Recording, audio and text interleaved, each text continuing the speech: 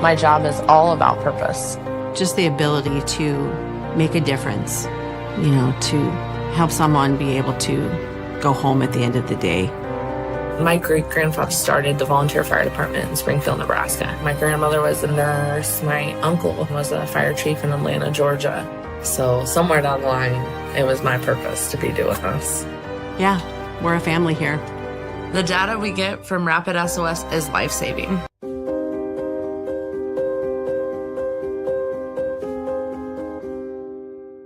Have you ever met a 911 professional and asked, what's the worst call you've ever taken?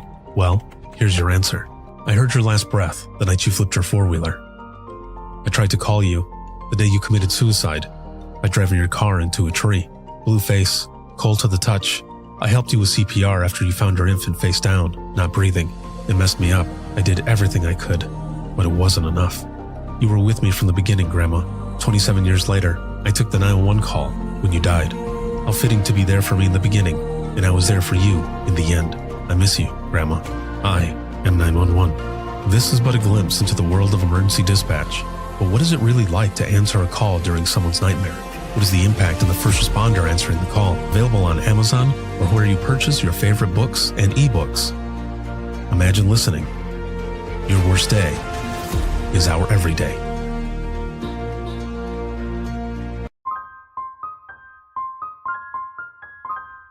This is Jordan, and you're listening to the Code 7 Podcast Network.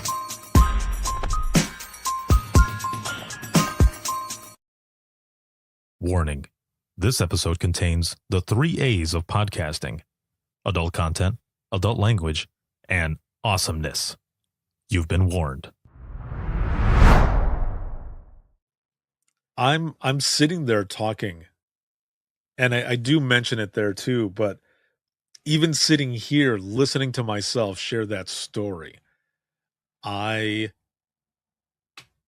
could, like, the hair on my arms and everything started standing up, because there are some sounds that you don't forget. Those who are watching and listening to this right now, you know exactly what I'm talking about. If you're from the profession, you know what I'm talking about. There are certain sounds that you will never forget. And that call specifically is one that I won't forget.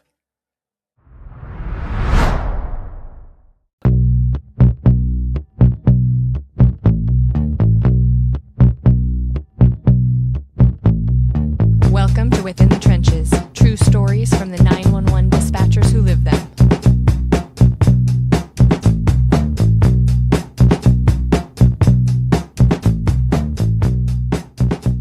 Going on, this is Ricardo with the Code 7 Podcast Network, and this is Within the Trenches, true stories from the 911 dispatchers who live them. This is going to be episode 638. We are just plowing through the episodes. A lot of things going on, as always. A lot of powerful stories. This episode, however, is going to be similar to the last few, where I have just been here talking with all of you one-on-one. And it's been a lot of fun to do. As I've mentioned in the past, when I first started doing the podcast, there were a lot of episodes where it was just me talking. It was me explaining certain things, and it has been fun to do that again. Don't get me wrong. Excuse me. I fully enjoy recording with guests, and the next episode will be an episode with a guest, and several more, but I'm going to go back and forth every so often and do episodes where it's just me talking and sharing some experiences from life, being at conferences, teaching, all different types of things. And so the next one, I believe, is going to be Hannah will be the guest for that episode. And I'm sure she's probably wondering, like, what happened to my episode? Because it was a long time ago. It was over a month ago, actually, that I recorded that episode with Hannah. And that was at the Florida NINA conference out in Destin. And It's a phenomenal episode. You do not want to miss that one. Excuse me. And I have more folks that are coming on and recording with me, sharing some amazing stories. I also have one about it was a dispatcher who took a call about this raccoon that broke into a convenience store or liquor store or something like that and got into some spirits and got drunk. And they removed the raccoon ended up getting removed, and I believe it was taken to a shelter to sober up, and then they ended up taking it, and it was let out back in the wild. I'm sorry. It's just it is just it's a funny call, and it's hilarious. So having the dispatcher come on and have her share the story is going to be hilarious. Of course, we're going to get her entire story, right? But that's going to be one of the main focuses is that call. And before I get into everything that I'm going to say, actually, no, let me backtrack a little bit first. So this episode is sponsored by Rapid SOS, Safer Together, and big shout out to subscribers, everyone watching, listening, supporting, and sharing. Thank you all very much for everything, because as I always say, I wouldn't be able to do everything that I do if it wasn't for all of you and your support. So thank you very, very much. And so, going on with this, I did an open mic from an Imagine Listening session, and there was a dispatcher who shared a story about there was a lady who called. She was freaked out. It was nighttime, I believe, and um, she was walking upstairs to her apartment to go into her apartment. And when she got up there, she looked down and there was a raccoon that was right next to her. And she screamed really loud and the raccoon screamed really loud. And she says something to the effect of, I didn't even know raccoons could scream like that. So it's like a cartoon, man. They were reacting to each other. She runs downstairs. The raccoon is running with her and then takes off completely. Oh man.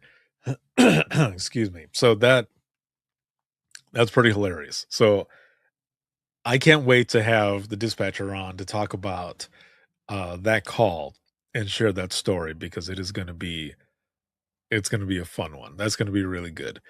So make sure to look out for that. That's going to be coming up soon, because we're going to be recording and such. We're just trying to find the time to get our schedules to match up. I had been traveling for almost a month straight. I mean, I was coming home in between, but it was back to back to back to back to back to back to back, just over and over. So it got really crazy. But during one of those back to backs is the focus of today's episode. So today, I want to talk about an experience that I had, and it has to do with dispatch and it has to do with my time in dispatch, which is why I wanted to talk about this and just do a one on one versus doing an episode with a guest and talking about this. So, about a month or so ago, I was working here in this room that you see that I'm in. And I think I was editing an episode and I ended up getting an email from a producer. Her name is Maggie, with Business Insider. And I was reading through it, and she ends up mentioning that they wanted to do, or they are looking to do an episode, because they have all kinds of different videos. So they've got Business Insider, right? And then they have I think they have a bunch of different channels off of that. And one of those is Insider. And that one, they do a bunch of different shows as well. One of them is called Authorized Account. And this channel has, I'm looking at it here right now, and it's 9.42 million subscribers. Whoa. It's a lot of subscribers. That would be amazing to have something like that on my YouTube channel, but I have just over 1,000. And that's big for me because I don't do as much as they do. Like I put an episode out every time, but they have all kinds of stuff. And we'll get into that here in a moment. But they were telling me in this email that they wanted to set up a Zoom call to talk about my story, but also to talk about how 911 dispatchers actually work and what happens, what it's really like. But they wanted to know if I was interested just to, begin with. I sent Maggie a message back and I said, I'm honored. Yeah, I would love to set up a time to talk to you over Zoom. So a few days later, we have that meeting and I'm just sharing stories with her. I'm sharing about my life. And she's sitting there just like eyes wide open. And I said, I'm sorry, am I giving you too much information? Like this is just an initial meeting. She goes, no, this is great. She goes, you're so charismatic. And I want to know more. Like there's so many questions that I have. So we talked for almost an hour, I believe. And I don't remember if it was supposed to be that long, but we talked for about an hour or just a little over an hour. And when we were done, I said, so what do you think? And she goes, I'm in. Let's do it. Let's do this. Let's figure it out. So so they flew me out to New York City to film with them for this segment. And man, was that an experience. That in itself was an experience. So when I get ready to fly out, I am flying out of Detroit, and it was crazy because excuse me, between the weather and everything that was going on, it was taking forever to get over there. And when I finally got there, when I finally got to the hotel, it was probably about 11:30 at night. So I was beat. I flew into JFK and there's just so much that was going on. Like people were just angry. But it was mostly because, people that are flying internationally were flying through JFK. And I was sitting next to a guy because we were on the tarmac forever, just forever. And I don't know, I don't remember why. Oh, I do remember why now. It was because we were waiting for, we were waiting for someone to run the jet bridge. That was the thing. There wasn't anyone available for it, believe it or not. So we're sitting there waiting for someone to show up, and finally someone shows up. But the guy sitting next to me, he goes, hey, you give a shit about basketball at all? And I said, yeah, I used to watch all the time. So we're watching a Detroit Pistons game while we're waiting there. And people are getting up because they're bringing up the jet bridge for us to finally get off and deplane. And people are saying like, I've got a close connection, or my plane is boarding right now. So that guy and myself, or we're telling everyone like, just go, because I was already there at my destination, and so was he. So we were telling people just like, run, good luck, run. I end up making it out to to baggage claim, and I'm waiting there with, it had to have been over 100 people. So there was about 4 or 5 airlines that were all in the same one. So everyone is waiting. And I see my bag and I'm like trying to push through and saying, excuse me, excuse me. And some people are pushing back. I'm like, okay, I'll go the other way. Sheesh. But I get my bag and I get ready to leave. Now it's freezing outside. So I got my big jacket out of my suitcase and I end up going out and I go to get a cab. Now, it was my first time flying that way, or flying into JFK, I should say, and being in the big city, NYC. I'd never been there before. So I don't know all of the ins and outs, but I'm walking outside looking for the taxis, and there's this line, and this dude is just like, "You looking for a taxi?" And I said, "Oh, yeah. I need to get into the city." And he's like, "All right, take this ticket, go back down to D3 or whatever number it was and letter." And I'm thinking, am I doing this right? Am I in the right line? It turns out that what I took wasn't like your traditional taxis. It was something different.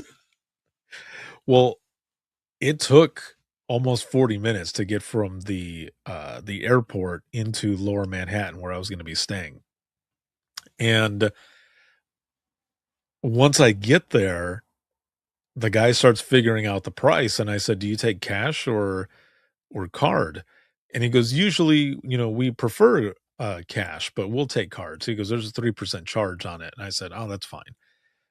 And he goes, "It'll be 175 and whatever change it was." And I'm just sitting there, and I said, "Excuse me?" And he says it again, and I thought, "No way. It's going to cost me just under $200 for this ride. This is nuts." So I said, "Well, I'm going to have to pay by card." And he's like, "Oh yeah, no problem." And so I pay by card, and I'm like, "Okay, well, I'm glad that I had the money to do this because that sucks." So I go into the hotel. Again, it's about 11:30 or so when I finally get there. I ask if there's going to be another, if I can add one more night to the room that I have, because I was originally going to be attending a meeting there as well, which was something separate from what I was going there originally. But then the meeting got changed, so I was just going to be there, so I needed another night. And they said, "No, we don't have anything, but check back in the morning before you go off to do what you got to do." And I said, "All right." So I go to my room, and I believe it was on the ninth floor. No, the 10th floor. And it was like a box, dude. It was the smallest room I've ever been in. And it was still cool though. And I was taking all kinds of pictures and everything, but I couldn't sleep. And they had told me that, before you come in, get kind of a hearty breakfast because we're going to be filming for a while. And I just, I said, okay. Well, I was nervous. I didn't get much sleep. So there was no way I was going to be eating in the morning when I got up. So I'm all dressed up, dressed to impress. And I go downstairs right before I walk over to where we're going to be filming because it was like a 3-minute walk. So I talked to the person who's at the desk and I said, "Do you guys potentially have another room?" And I explained what happened the night before. And she goes, "We do have a room that's open, but it's only for a suite." And I thought, I'm in New York City. If it cost just under $200 for me to take a taxi over here, I can just imagine how much that is going to cost. And she goes, "They usually run about $600 to $700 a night." And I thought, oh my gosh, I might just have to do this. And she goes, what are you here for again?" And I told her, and she goes, "Let me see if I can get you a discount." And I said, "All right, cool." And as she's looking, I'm just kind of praying, like, please let there be even $50 less. Like, come on. And she goes, how does $359 sound? And I said, you know what? That sounds amazing. Good to go. Let's do that. So I ended up getting a suite for $359. Now I didn't see the room. I thought, well, maybe it'll be a slightly bigger box. So anyway, I leave and I start my walk to the building again, which is like a 3-4 minute walk from where I was at. And I was taking some video out there. And also it's Christmas time. It was like the week or so before Christmas. So there's lights everywhere. It's cold. It's snowy a little bit, not a lot, but you can see a little bit of snow. And it's just gorgeous around there. And people are walking around, and I thought this is really cool. Even just this is pretty cool.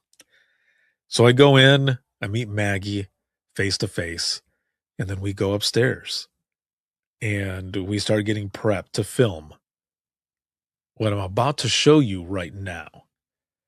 So this is property of Business Insider or Insider.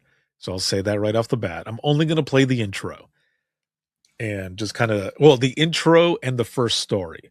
And then I'm going to talk about it as we go through.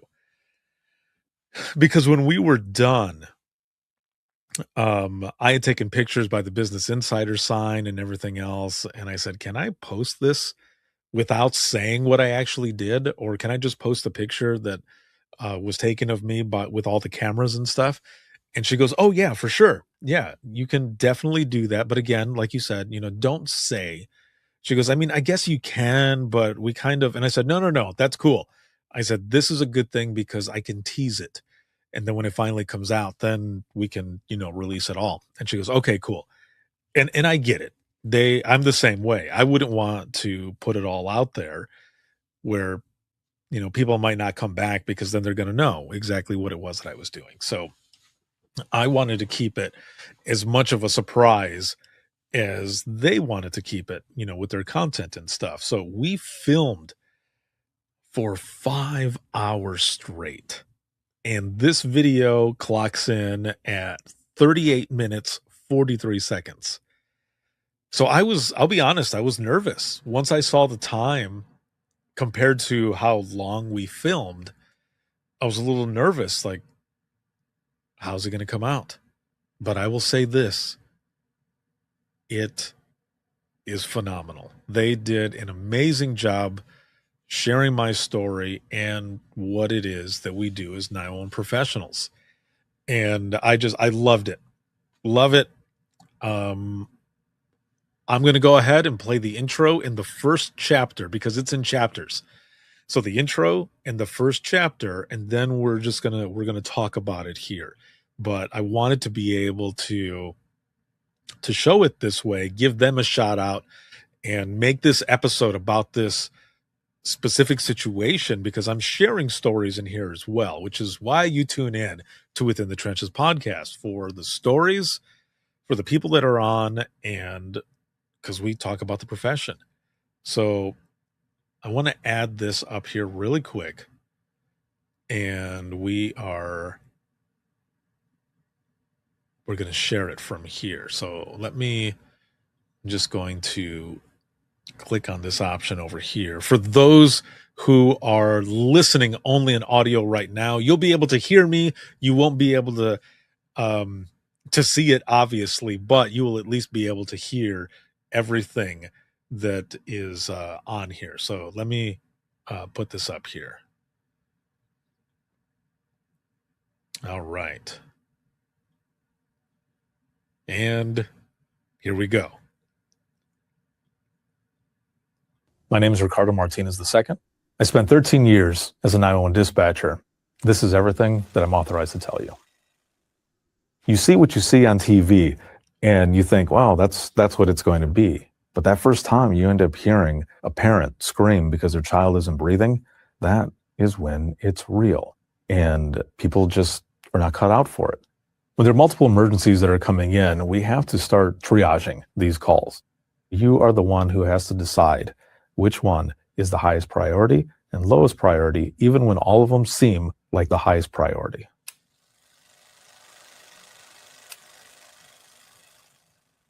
What a 911 dispatcher actually does is they are taking calls from everyone when they are living their worst nightmare. People are not calling in when they're having the best day possible.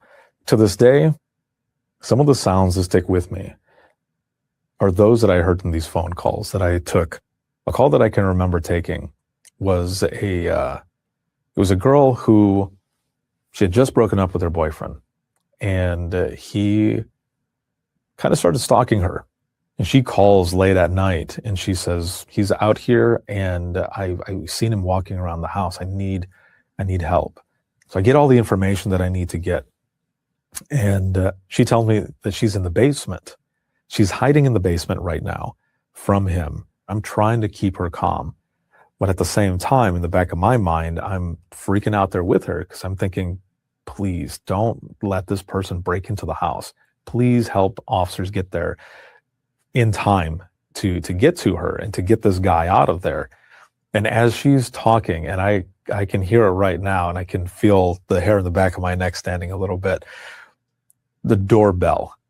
He hits the doorbell, and it was so loud in my headset that I remember it rattled my ear a little bit. And she goes, yeah, he's hitting the doorbell. And she goes, he's out there. And as I'm typing all of this in, it goes off again. Officers end up getting there on scene, and the guy runs. They end up getting him, and they take him in. Now, if I'm at a hardware store or something and people are hitting doorbells, I've heard it a couple times, and I have stopped. And I think, oh, yep, that was from that call. So that was the intro and the first chapter. I believe there's about 11 chapters in this video. And what I will say here is that as of right now, it was posted 5 days ago, and it is at 118,000 views. And it continues to climb. And just some of the comments on here, this person says, this man has a great voice for this. And there are so many other comments that are in here and everything. This person says his voice matches perfectly for the profession. And I think someone even says that I could have a job in doing voiceover work or reading books because I have the type of voice that they could listen to for hours. So thank you to all of you who said that. I appreciate you very, very much. But that right there is just a glimpse at this just over 38-minute video that I did with Business Insider. And it's called How 911 Dispatchers Actually Work. Now, here's the thing. When I was teasing this, what I was telling people was, this is what I'm authorized to tell you. And that right there was my hint. That was the Easter egg, if you will, on what this was going to be. Because this is my authorized account of how 911 dispatchers actually work. And again, they did such a great job. Now, what I can say too is, you heard that story. I'm sitting there talking, and I do mention it there too, but even sitting here listening to myself share that story, I could, like, the hair on my arms and everything started standing up, because there are some sounds that you don't forget. Those who are watching and listening to this right now, you know exactly what I'm talking about. If you're from the profession, you know what I'm talking about. There are certain sounds that you will never forget. And that call specifically is one that I won't forget. And it's true, being in a hardware store, especially the bigger ones like Home Depot and Lowe's and all of those, Menards, they have sections that are just doorbells. And people will go and press them and try them out to see what they sound like. And I have gone through one of those bigger stores before, and someone has hit the doorbell that sounds almost exactly like the one from the story that I just shared with you. And I have stopped and I just, oh, like I cringe just a little bit because it did indeed rattle my ear. And it wasn't just one time that that guy pressed it. I mean, he pressed it numerous times. And I just remember after I got off the call and I knew she was safe and everything, I remember my partner that was sitting there goes, "Are you okay?" And I said, "Yeah, no, I'm okay. It's just that doorbell." And I mentioned it. And I don't remember if I played it back or not. Because for those who are watching and listening who are not in the profession, we have a recorder that we have access to that we can play back to a certain amount of time and hear that. I mean, you can listen to the entire call is what I'm saying as well, but after a little bit, it's you can only play back so much. You would have to go into the system to pull the actual call out. But for that amount of time right there, I was able to play it back and hear it. And that is a moment that is just ooh, like if this is so a weird reference to say, but if you remember the Lion King when they're saying Mufasa and the hyenas are like, "Oh, say it again," and they're just like, "Ah," like because it's giving them the chills. That's my my kind of description on how that doorbell was, but like 100 times worse because you know that someone is there stalking another person. And if they were to get in, there's potential for them to hurt that person. And also, you would hear all of what is going on. And there have been calls where you do hear everything that is going on. I've spoken to many dispatchers over the years, and they've mentioned some of the noises, some of the sounds, some of the things that they've heard that stick with them. And yeah, those sounds can be triggers. As evident from the doorbell description that I gave, being at hardware stores and stuff, that it happens. But again, I'm there, I'm recording all these stories when I'm talking about what it is like.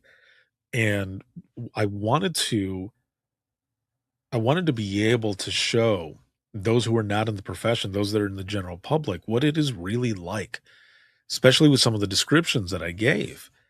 So, I'm asked what it's really what is it like when you're multitasking? What is it like to triage? That whole setup. And I wanted it to be as real as possible, but also to leave almost a cliffhanger a little bit when I asked the question. Now, I don't want to play too much of this because I want you, those of you who are watching and listening, to go back and watch this. And I'm going to make sure to put the links everywhere when this episode comes out and such. But the scenario that I give and what I tell people, because sometimes people will say, "What is it really like?" And I give them a scenario. And this is the scenario that I give everyone that I'm going to give to you right now. So I want you to imagine you've got 3 calls that come in. The first call that comes in is a PI accident, a personal injury accident. This is on the highway, so you're getting tons of calls for this accident. And as all of these calls are coming in, you have help going out to them right away. Each call that comes in, Is someone saying, did you get the call for the accident on such and such highway at such and such mile marker? Yes. Has anything changed? This is what I have so far. You confirm with them and then you go to the next call. Same thing over, over, over. But one of those calls is not the accident. One of those calls that you pick up ends up being a domestic between husband and wife. And it is verbal only, meaning they're just arguing. There's nothing physical. No one has been hurt or anything, but you're trying to keep them separated. Now, the first call, help is already on the way. The second call, you have people heading out there. And it's a tone out. Domestics, whether it's verbal or physical, it's a tone out, meaning you put it out over the air for any officer that's in the area to go out there, because also, and they're going lights and sirens, because also anything can happen in 911. That call can go to hell quick. It can go south. But you're keeping them separated at the moment. Help is on the way. Another call comes in, and you're so busy because you're the one who's on phones, you have to put them on hold for just a moment to check the other line. That third call is a medical. And you now have to give CPR instructions. You get help toned out that way. And you are going through CPR with this caller. Now, at a point for CPR, they're doing a ton amount of compressions. And EMS is almost there. They're just about out at the home. So you take that moment while they're doing textbook CPR to put them on hold and check on that domestic, because officers aren't there yet. They were kind of far. And when you check on that domestic, now there's a weapon involved. So you've got these 3 calls. Who do you stay with? Who do you stay with? And this is the question that I asked the producer as we're going through this. Now, I will say the same way I've said whenever I give this scenario, and my description and everything, the way I'm putting it out there, this was over a few minutes, right? Several minutes that it took me to explain all of this. But when you're going through this scenario, it's happening like that. It's fast. So what do you do? Do you put them back on hold to go to the CPR? Or do you stay with what's in progress? Now, for me personally, and people might disagree, but I am going to stay with the domestic that has a weapon involved now. It is currently in progress. My officers don't know about this weapon, so I have to let them know what they're going into to not only keep them safe, but also keep my caller and everyone there as safe as possible with everything that I can do, because now I know what's going on too. You might think, well, why wouldn't you stay with the CPR? Well, they're doing textbook CPR. They're doing compressions. They're doing everything that they're supposed to be doing right now until EMS gets there. And when I took that moment to put them on hold, EMS was just about there. So you stick with the one that's in progress. And I explained that as well to the producer and to anybody else who asks what it's really like, is because when I ask you that question, who do you stay with?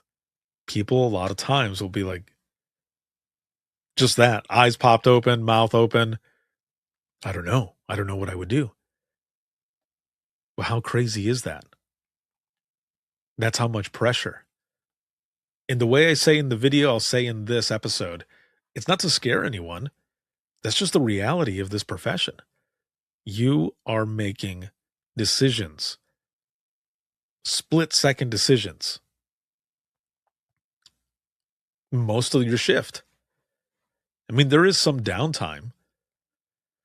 It's not a lot, but you're making quick decisions. And that's also why I'd like to put that scenario out there, because I've worked a similar scenario, not that exact one, but it's based off of one that I did years and years and years ago. And those who are listening and watching this right now, who come from the 911 profession, you've probably done something similar too, where you're having to decide quickly which call is the highest priority when all of them feel like they're the highest priority. It's crazy. But it's also amazing as well. And what I mean by amazing as well is the rewarding part of it. Yeah, there's a lot of hell and chaos and everything in 911, but there's a lot of things that are rewarding as well.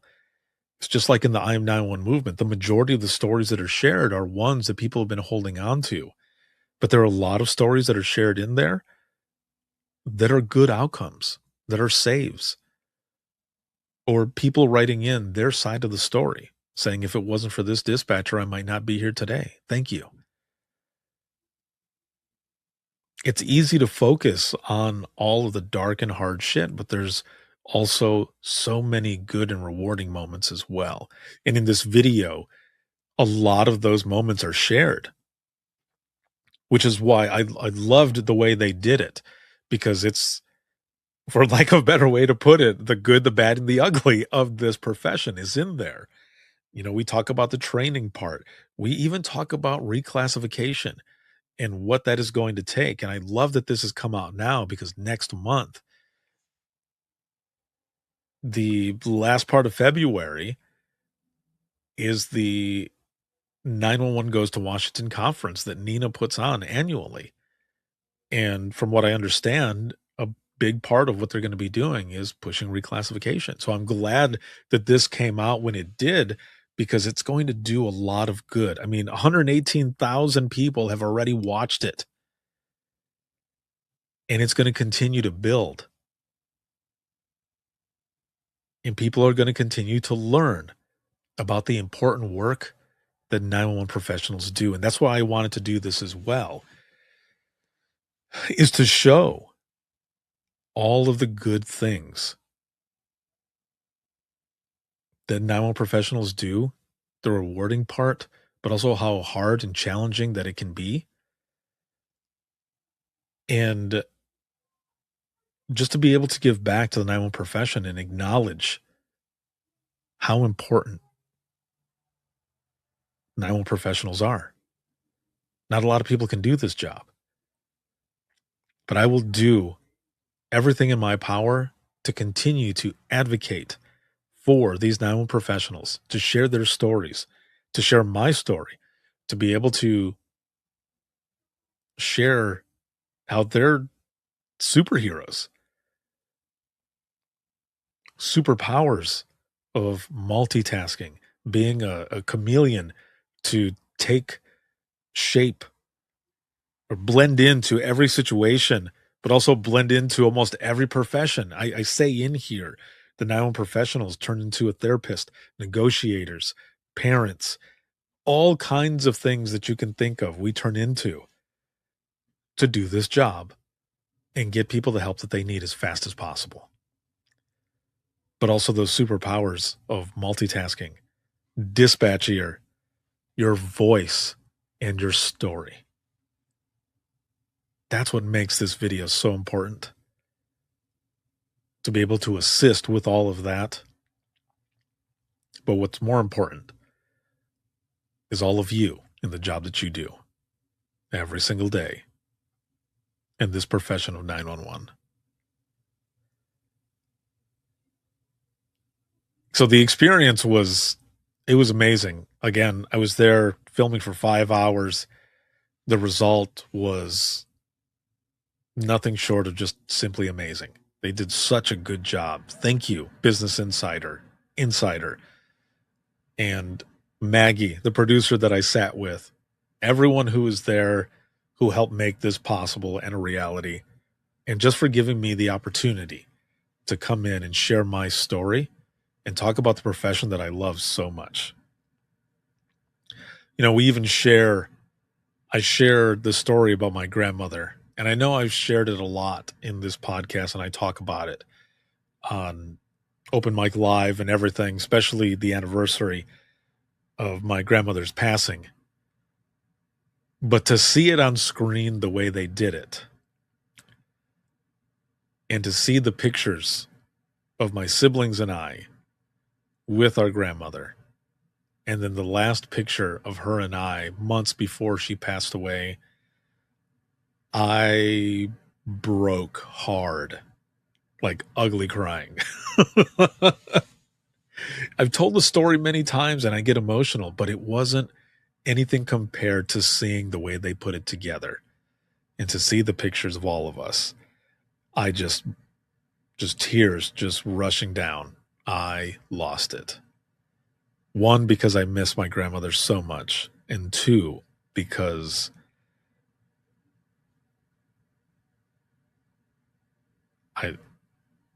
it's a story that will always be with me.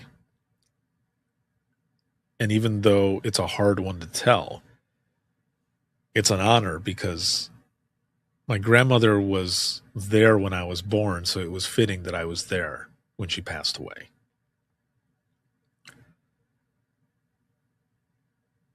And then when we were done is when I went and took all of those pictures. And I left and I actually went to one of the carts and I got just like a classic hot dog and a drink just to say that I experienced going to the carts there in the city. And I went back to my hotel and I had to sit in the lobby for a little while. But once my room was ready, I went upstairs and oh my Lord, it was gorgeous. I will be posting some videos up soon. I won't talk too much about it here, but just know that it was amazing. And I got myself a cheese pizza from Joe's Pizza, and it was outstanding. It was the best that I've ever had. I felt like Kevin McAllister from Home Alone, lost in New York. I had my own cheese pizza. I was sitting in a suite. I watched that movie in the living room of my room that I was staying in. I was on the 28th floor and I got to see the entire skyline, and I was right above the 9/11 memorial. That night, I went out and I saw Times Square. I was at Rockefeller Center. And I saw the ice skating rink, which was a little smaller than what I expected, and saw the tree, which was really cool. And then the next day, I went to Cat's Delicatessen, which if you've never been there and you ever get a chance to go, because that food was amazing. And I walked around the 9/11 memorial. I didn't get to go into the actual museum, but just walking around there, I got emotional. I started crying when I was by one of the spots because there's a waterfall that goes down into it. And I just couldn't imagine everything that happened that day, but also thinking about all of the first responders involved as well and what they went through. Calls, people asking for help, people going out there trying to pull rubble off of other people, and just the search. It was overwhelming. But it wasn't a chaotic feeling. It was kind of a sense of peace a little bit. But either way, it was very emotional. And then from there, I ended up going to the airport, but there was one last stop before the airport, and it was Hook and Ladder 8. It was the fire station that is an active fire station, but on one side, it's Ghostbusters. It was that one. So that was really cool to see too. And it was just the experience. All of it was great. So I just wanted to take this time in this episode to not only share that experience, but also give you a preview of this video that I did for Business Insider, but as part of their Insider YouTube channel. It is the authorized accounts. And again, I will put the links in there so that all of you can check it out. And please watch, comment, share, all that good stuff. I appreciate it. And I wanted to show more, but I don't want to give too much of it away. So all I can say is that they did an amazing job once again. I love the way it turned out. I was honored to be able to go and do this and have my story captured that way, but also to talk about the 911 profession and to be able to give back and help share what it's like so that people know what's going on when they're calling, but also what it's really like for us. Because again, people don't fully know. And with this and everything else I do and other people do, and just your stories in general, the whole world will continue to know how important you are. So thank you, all of you, for what you do and for your trust in me to share your stories and for giving me the opportunity to play just a small part in your 911 story and the story of this profession. So thank you, all of you.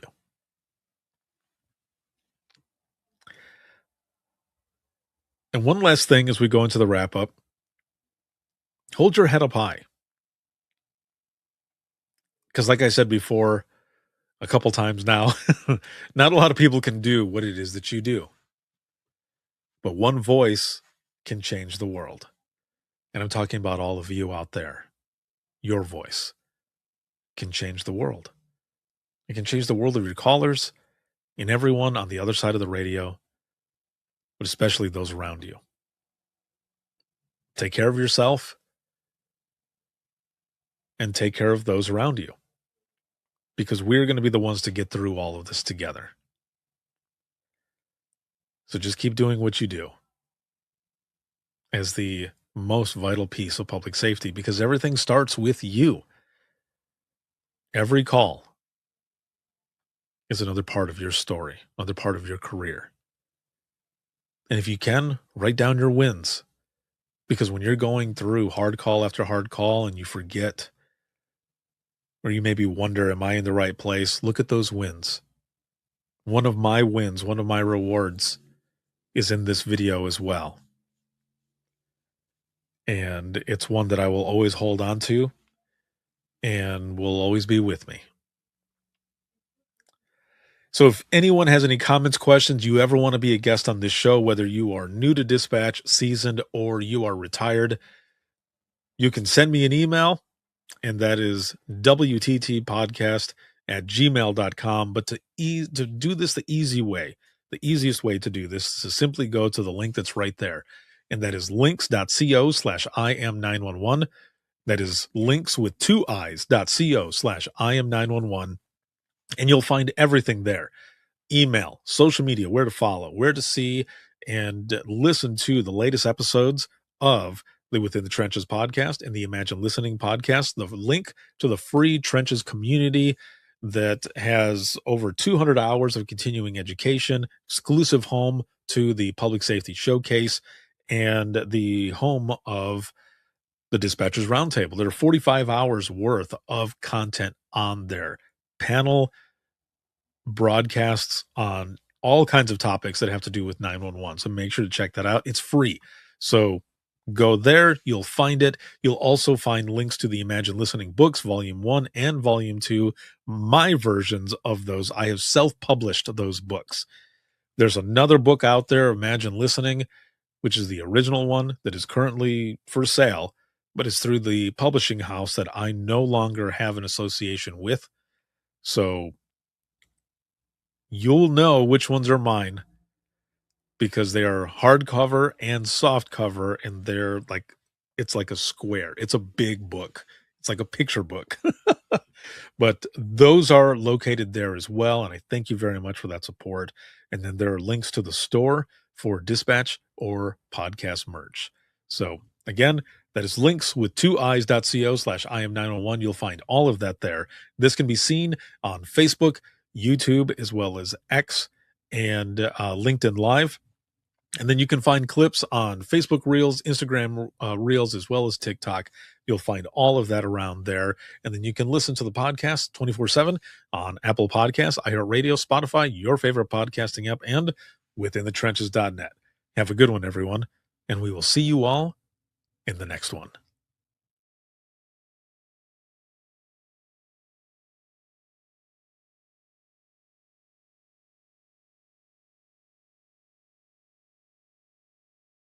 Imagine listening to someone's worst day every single day.